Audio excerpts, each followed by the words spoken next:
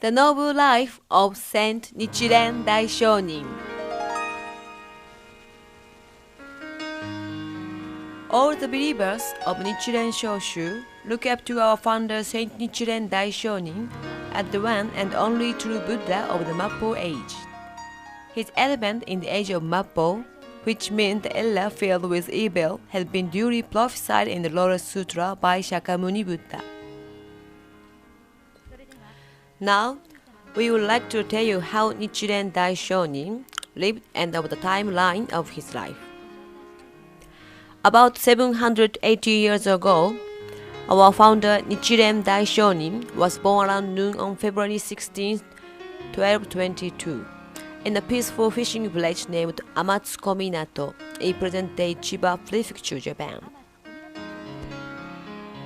As legend goes, auspicious phenomena were seen on the day.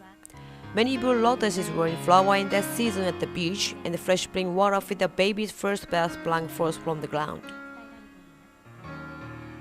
The baby was named Zen Nichimaro, a good boy of the sun. When Zen Nichimaro reached the age of 12, his parents decided to leave him in Seichoji Temple near their house to study to become the wisest priest in Japan.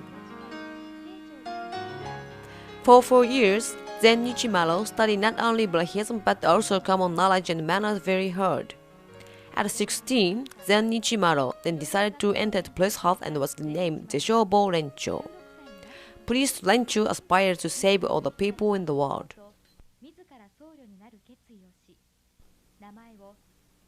By that time, however, the chief priest of temple Dozenbo and land senior priest Kijobo and Jokenbo and already told him everything they knew.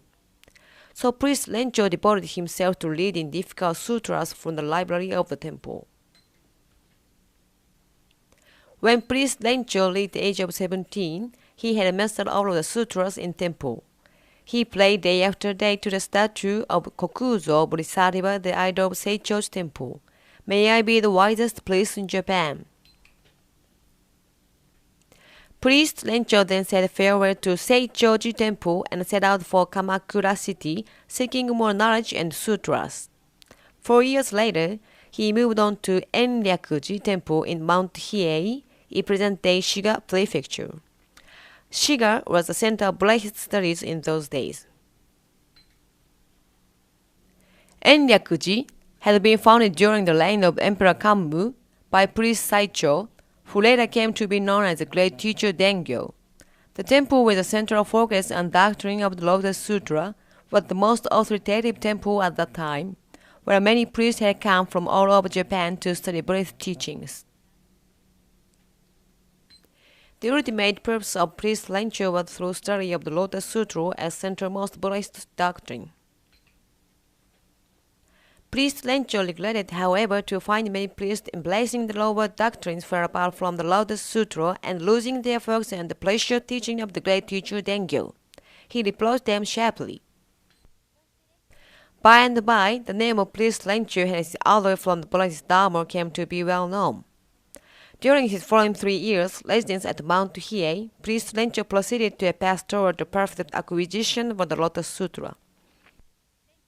Priest Rencho left Mount Hiei when he was 27 and headed for the cities of Nara and Kyoto. He visited a lot of temples to meet a lot of people and learned not only Buddhism but also Jukyo, Confucianism, waka poems, and Shodo calligraphy. Priest Rencho had been studying the Buddhist Dharma since he was 12 years old. At 32, he had achieved the supreme wisdom of the Lotus Sutra and returned to his hometown in Kominato in Chiba, where his parents lived. His father and mother were very pleased to see their son learned and sainted. He awakened with the realization, I am the one entrusted with the Mappo ages in the Lotus Sutra. In the early morning of April 28th in the 5th year of Kencho, 1253, priest Rencho stood at the peak of Mount Kiyosumi and looked up at the rising sun. Vigorously he shouted out, Nammyoho Renge Kyo, Nammyoho Renge Kyo, Nammyoho Renge Kyo. This was the Shushi-Konryu, the sacred ceremony proclaiming the foundation of Nichiren-Shoshu. As I, Nichiren, possesses infinite benevolence, so shall Nam-myoho Renge-kyo be perpetuated over the generations, inscribed priest Nichiren in his writing Ho Onsho. For the first time, at the age of 32, he proclaimed the great law of Nam-myoho Renge-kyo to the whole world, to the whole universe, and renamed himself Nichiren. At noon on that day, Nichiren Daishonin made his maiden speech at Jibutsudo Hall in Seichoji Temple. The Nenbutsu, Zen, and Jodo sects are all heretical beliefs, none of which satisfy the teaching of Shakuson, and none of them will lead you to the true happiness, he eloquently addressed. This created a fierce reaction in the many Nenbutsu or Zen believers. Especially Tojo Kagenobu, an assured and ardent Nenbutsu adherent, who took up a sword to take Saint Nichiren's life. Daishonin left Seichoji to escape the trouble and return safely home. There, he succeeded Shakubuku of his parents. Daishonin then departed once again for Kamakura to propagate the Myoho. The first step of the mission in Kamakura was preaching on the main street. Nichiren Daishonin insisted on his doctrine clearly. The Nenbutsu sect is an easy road to Muken Jigoku, the worst hell. The Zen sect is a black lie of the devil. This preaching on the street is now well known as Tsujiseppo. Soon, there was a large crowd of people around Daishonin, and they started swearing at him. Some of them even threw stones at him. In those days, there were many terrible disasters like earthquakes, famines, and plagues in Japan. Daishonin, observing this stage of affairs, affirmed his conviction that earthquakes were the causes of all these disasters. Again and again, he went to the library of Jisoji in present-day Fuji City in Shizuoka to consult the great collection of Buddhist scriptures.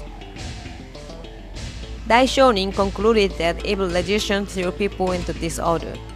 He wrote out Rissho Ankokuron, theory of securing peaceful land through the establishment of the true teaching of Buddhism, which he then put forward to an influential man in the Kamakura shogunate.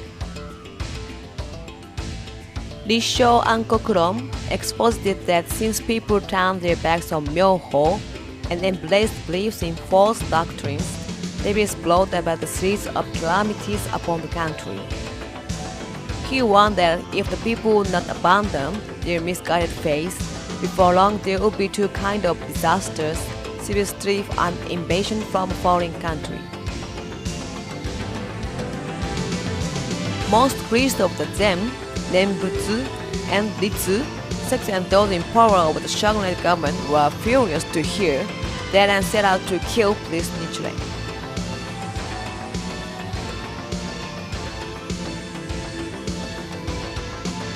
On August 27th in the first year of Bungo 1260, a large group of several thousand from the Nenbutsu sect attacked Daishonin's small house by night.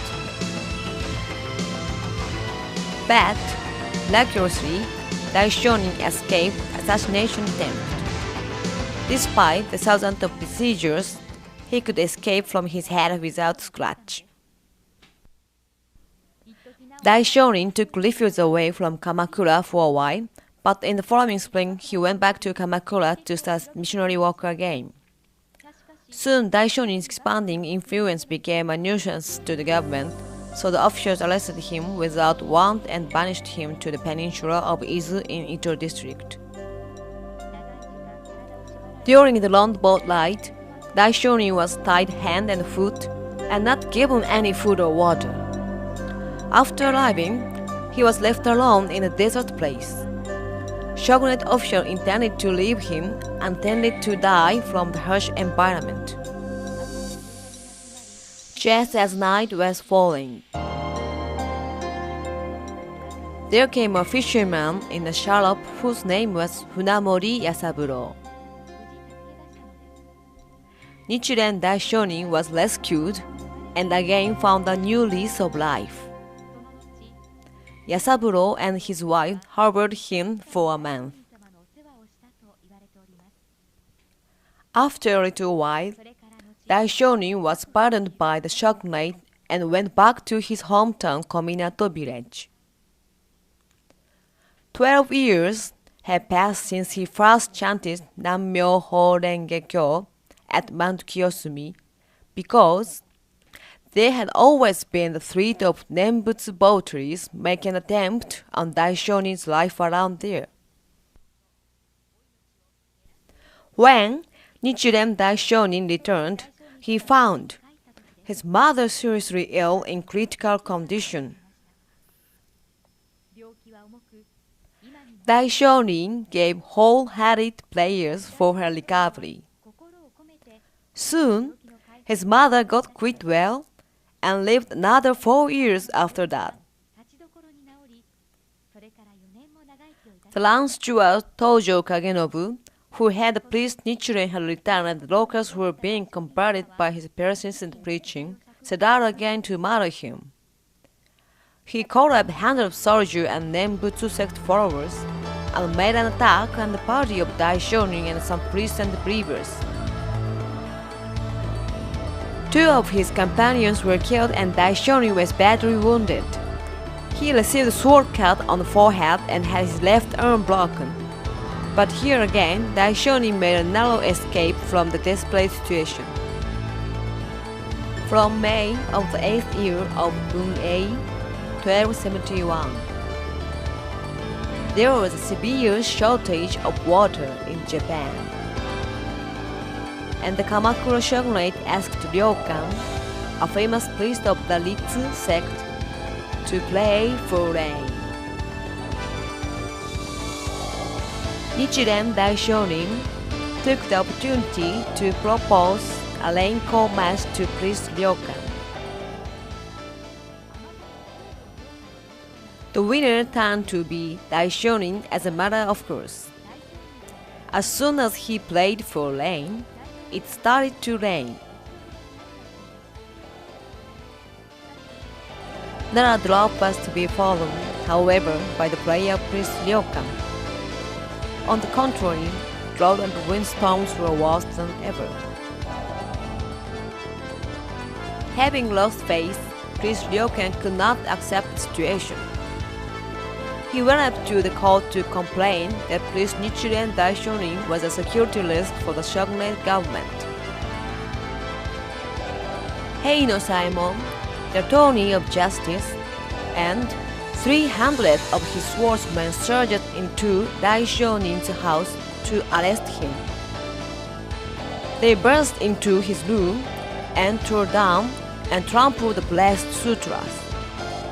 Then, one soldier strongly hit Daishonin on the head with one of those sutras and tied him up. Heino Saemon wanted to sentence Daishonin to death within a day. On that night, Daishonin was surrounded by armed girls and taken to Tatsunokuchi Beach, a famous place for execution. This time, they intended to cut off the priest's head on the execution ground. On their way to the beach, as they passed the shrine of Hachiman, the guardian of Kamakura city and the shogunate, Daishonin yelled out, "Are you, Hachiman Bodhisattva, the true heaven or not? I, Nichiren, am the leader of the Lotus Sutra who must save the Mappo ages. If you are living and justly beheaded tonight, I shall tell Shakusum that Hachiman Bodhisattva has not saved the discipleshment of the Lotus Sutra." All of a sudden, when the executioner was about to hold up the sword, something appeared over the head of Nichiren Daishonin, luminous like the moon. The executioner, collapsed, fell down, and could not cut Nichiren Daishonin. People fled in terror. In the end, no one could cut off the head of Nichiren Daishonin. Having failed to kill Daishonin again, the shogunate decided that he should be exiled to Sado Island, located in the bitterly cold far. At that time, an exile to the isolated Sado Island on the Japan Sea implied the death penalty.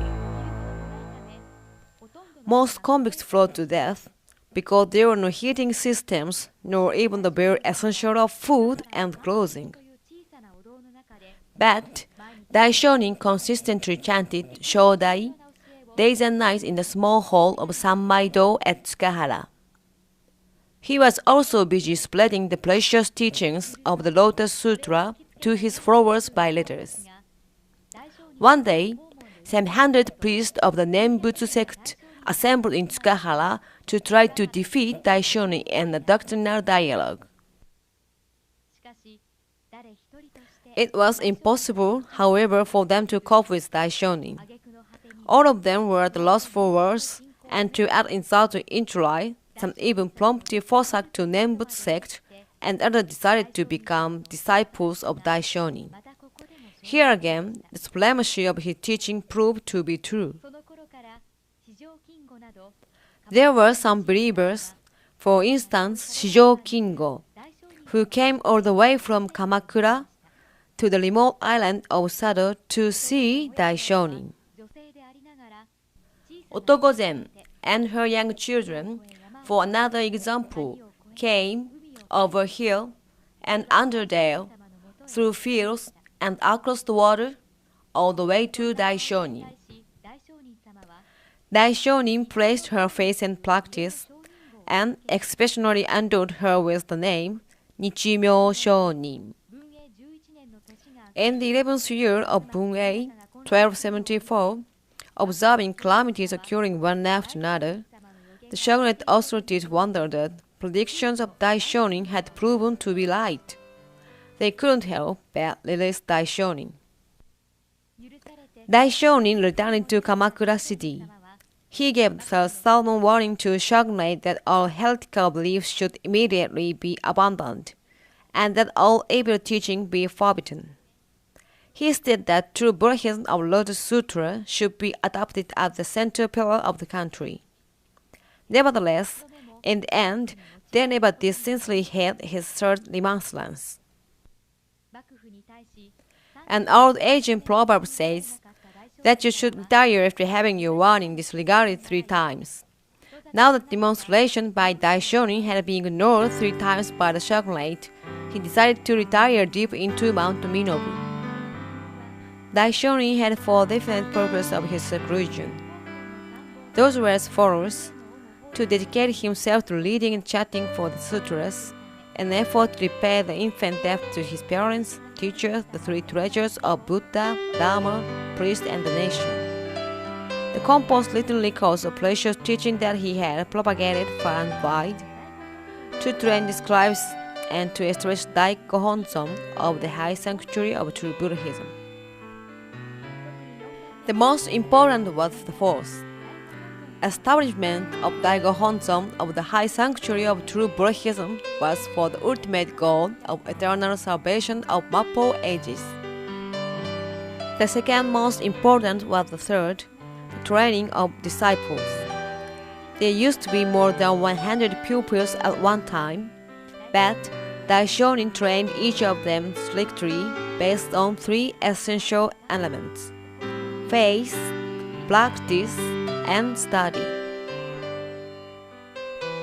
In the 2nd year of Koan, 1279, Daishonin finally established the Daigohonzon of the high sanctuary of true Buddhism as a supreme object of worship for the sake of the eternal salvation of all mankind.